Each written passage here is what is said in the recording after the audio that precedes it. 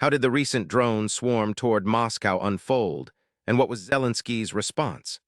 This unexpected event shocked many and revealed new tactics in modern warfare you need to know about. The recent drone swarm toward Moscow involved dozens of small, unmanned aerial vehicles flying low and fast.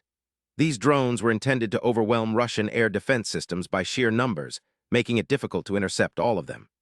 The attack caused temporary disruptions and forced the Russian military to scramble its resources. It marked a significant shift in the conflict, showing how drone technology is changing battlefield dynamics. In response, Russia deployed multiple layers of air defense, including missile systems and electronic jamming.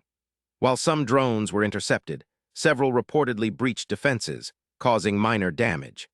This demonstrated both the strengths and vulnerabilities of current anti-drone strategies and highlighted the escalating arms race in drone warfare.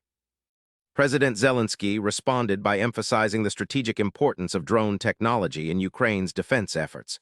He portrayed the swarm as a message to Russia that Ukraine is adapting and innovating. His statements highlighted the psychological and symbolic impact of using drones, not just physical damage. This public acknowledgement also served to boost Ukrainian morale and international support. The drone swarm toward Moscow showed how modern warfare is evolving with technology challenging traditional defenses.